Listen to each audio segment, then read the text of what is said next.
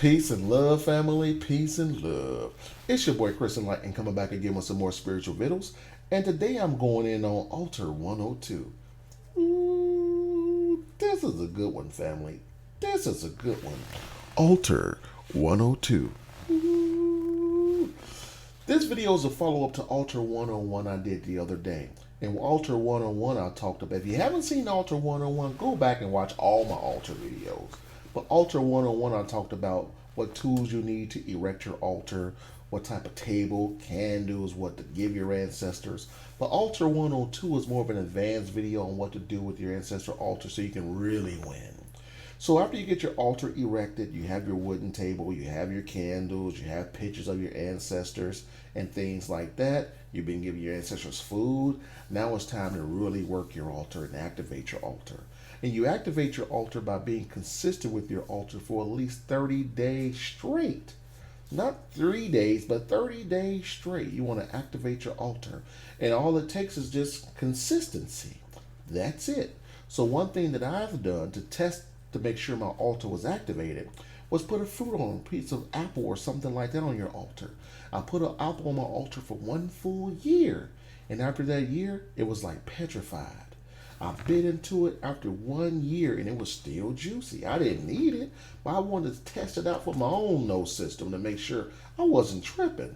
Like I had bought like 30 or 40 different batches of apples, but that apple I put on there for 1 year was still red and juicy and crisp.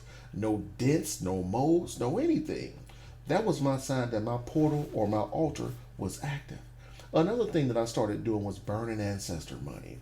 You burn ancestor money to open up doors of opportunity for your ancestors' family.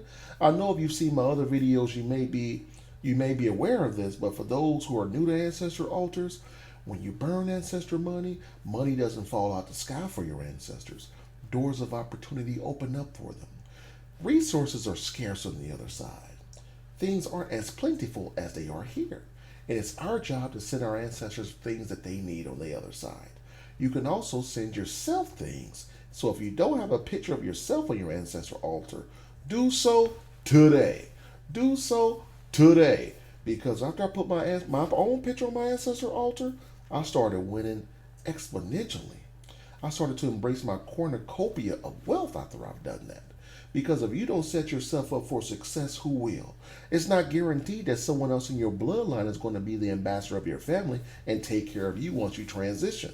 So go ahead and set yourself up for success now.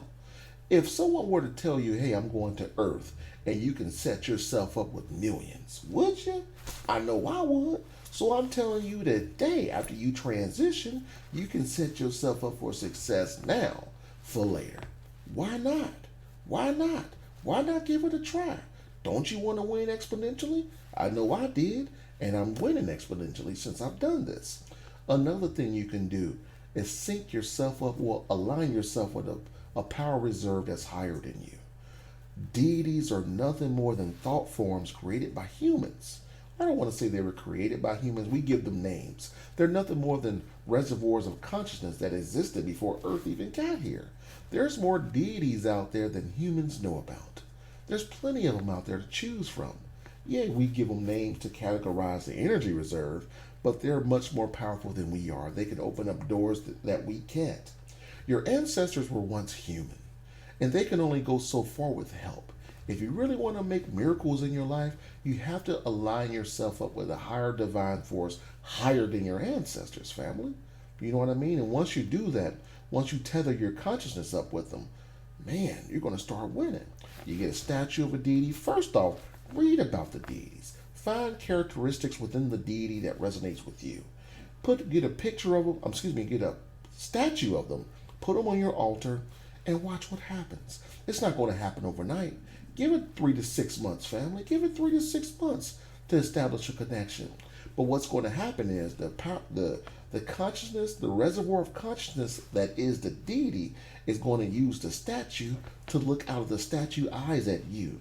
They're going to be able to look at that human over there working and taking care of their ancestors, being all diligent, caring about their family.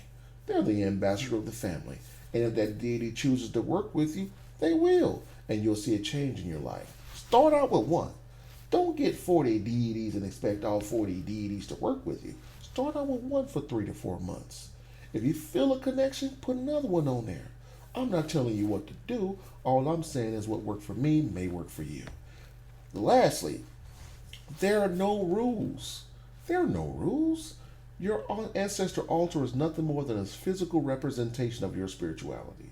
I want you to have some spiritual ingenuity when you're working with your ancestors and when you're doing your ancestor practices. You know what I mean? It's okay to listen to other people and listen to me, but I want you to feel it on your own. Don't just be like, Chris Enlightened said, don't do that, don't do that. Try it out for yourself. What I do works for me, and I'm sharing it because it works for me.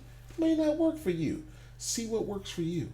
I don't want anyone listening to me to be like, man, Chris Enlightened said that's it. I don't want you to do that. I don't want you to do that because I don't do that. I look at people who are winning and I do what they're doing on a small level first. And once I start winning with it, I'm really winning. It's just as simple as that, family. So I hope you got some gifts on some jewels on Ancestor 102. I'm going to do an Ancestor Altar 103 next. That's going to be a real banger where I'm going to get into some real things you can do to really set your ancestor altar off, set your ancestor altar off, and start winning. So on that note, family, peace and love. You already know what we out here doing. We're out here winning.